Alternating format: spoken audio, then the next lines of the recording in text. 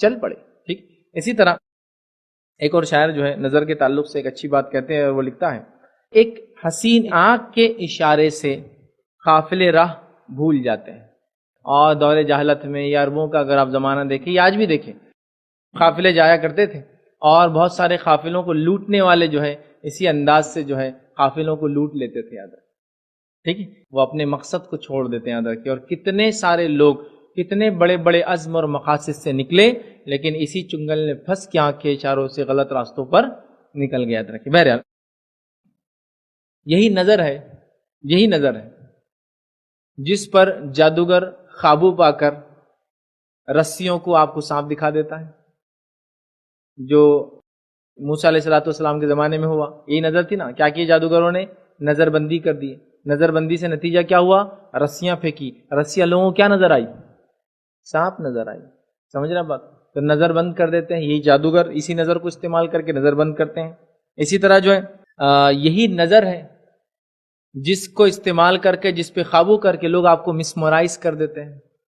مسمرائز سمجھتے؟ مسمرزم مطلب، یا پھر ہپنوٹائز کر دیتے ہیں، ہے نا، کہ آپ نے دیکھا میرے طرف دیکھتے رہو دیکھتے رہو دیکھتے رہو دیکھتے رہو، کچھ بھی اشارے کیے اور کچھ کرتے، پھر آپ جو وہ بولا کرنا شروع کر دیتے. دیکھا آپ نے ہپنوٹزم یا مسمرزم جس کو کہتے ہیں، جس کے اندر سامنے والا صرف آپ اس سے اگر نظریں ملا کے رکھتے ہیں تھوڑی دیر، تو اس کے بعد آپ کو اپنے قابو میں، ہندی کے اندر بہت اچھا لفظ ہے اس کے لیے، وش میں کر لیتا ہے، کیپچر کر لیتا ہے آپ. اب وہ جو بولتا ہے آپ کرتے ہیں. یہاں تک کہ ہپنوٹزم میں تو آپ آنکھیں بند کر لیتے ہیں، لیکن آنکھیں بند کرنے کے باوجود جو ڈکٹیشن وہ دیتا ہے کھڑا ہوا آدمی، آپ اٹھنے کے بعد وہی ساری حرکتیں کرتے ہیں. اب میں آپ کو یہ کہوں گا کہ آپ اٹھنے کے بعد کتے ہیں اور کتے کے ایسا بھونکتے رہیں گے، اور پھر جب وہ ہوش میں آئیں گا آدمی ہپنوٹائز ہونے کے بعد، تو آپ دیکھیں صرف بھونکتے چلیں گا اور سارے لوگ ہنستے ہیں. لیکن یہ ریئل ہوتا ہے. یہ آنکھیں ہی ہیں جو جادوگر استعمال کرتے ہیں اور آپ کو شبدے بازی کر کے چیزوں کو مختلف دکھاتے ہیں. یہی نظر ہے جس کو مسمرائز کر کے، ہپنوٹائز کر کے لوگ علاج بھی کرتے ہیں، لیکن لوگوں کو وش میں بھی کرتے ہیں.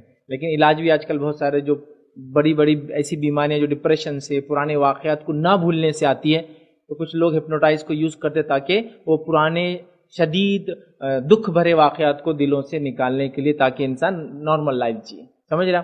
لیکن اکثر لوگ اس کو برے کام کے لیے، آپ سے غلط چیزیں نکلوانے کے لیے، جائیدادیں اپنے نام پہ کروانے کے لیے، فلاں کرنے کے لیے. شراب سے زیادہ اثر انداز ہے. معلوم شراب وغیرہ اتنا اثر نہیں، چونکہ شراب میں تو آدمی بے ہوش ہوتا ہے. ہپنوٹائزیشن میں تو یہ کہ آپ ہپنوٹائز کر دو کچھ وقت کے لیے، وہ صرف آپ کا غلام جیسا بن جاتا ہے. یہاں سائن کر دو، تمہارا کام یہاں لکھنا، تم یہ بولو تمہارا نام یہ ہے، تم کو یہ کرنا ہے، اور آدمی کر رہا ہے وہ کام. تو یہی نظر ہے. یاد رکھیں. بہت زبردست چیز ہے. یاد رکھیں. اس کا صحیح استعمال ہمارے لیے ضروری